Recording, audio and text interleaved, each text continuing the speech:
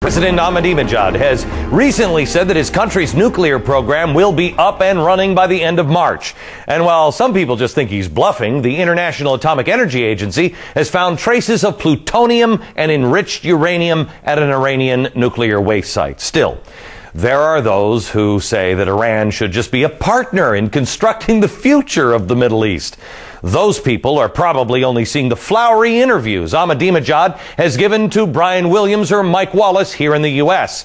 Unfortunately, as many of you will see now for the very first time, they are not hearing the whole story. On September 19th, Iranian President Ahmadinejad addressed the United Nations. We are all members of the international community, and we are all entitled to insist on the creation of a climate of compassion, love, and justice. 1 month later, back in Iran, Ahmadinejad made another speech. This time without the lights, the cameras, and the worldwide media attention. What is the Security Council anyway? The whole world knows that America and England are the enemies of the Iranian nation. Well, there's no question that he is a very, very clever and smart debater. Then you can go back and dissect what he says to us or to the United Nations and understand that it's a smokescreen. A man with two faces and two very different messages. But most of us in the United States have only been exposed to the carefully crafted messages he wants us to hear. Our message is a message of peace and brotherhood with all nations, with all people. We love the American people as we love our own.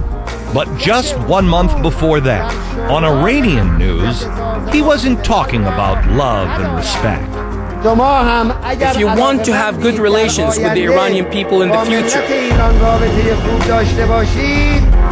you should acknowledge the right and the might of the Iranian people.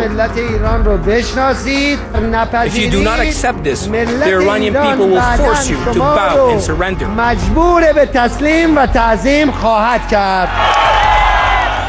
And when the camera turns and you see the hundreds of thousands of people jeering, "Death to America, death to Israel," it is this part that the West doesn't see. Back in the U.S., President Ahmadinejad was asked about Israel, and he answered very carefully. So what I'm saying is quite clear. We want peace to be established there. We care for the Jews who live under pressure there as well.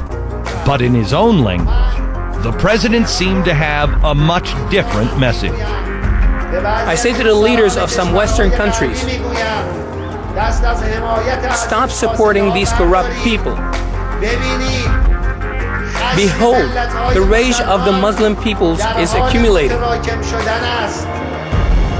The rage of the Muslim people may soon reach the point of explosion.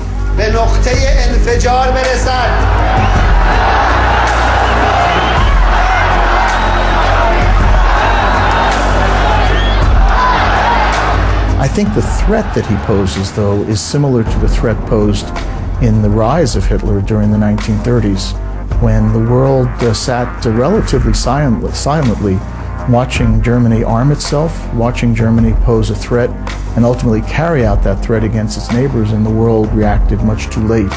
That threat becomes much more imminent with the development of an unsupervised nuclear program. We are no threat for anyone. The issue of making nuclear weapons has no place in Iran's policy. Making nuclear weapons is not on Iran's agenda. But when speaking to his own country, the inferred threat from their nuclear technology seems pretty clear. Today, the Iranian people are the owners of nuclear technology. If some believe they can keep talking to the Iranian people in the language of threats and aggressiveness, they should know that they are making a bitter mistake. If they have not realized this by now, they soon will. But then, it will be too late. The Iranian nuclear program is very much a threat to the United States. Iran is by far the biggest supporter of terrorism. To understand that danger, you need to see what you're not seeing anywhere else. You need to hear what you're not hearing anywhere else. To many people in Iran, we are the enemy. Are you weary? Are you weary? Then who is weary? I want them to hear you. They are close. Let the world know if anyone plans to violate the rights of the Iranian people. The Iranian people will brand the shameful mark of remorse on his forehead. A shameful mark of remorse on his forehead. I don't know about you, but I'll remember those words the next time he speaks of compassion, love, and justice.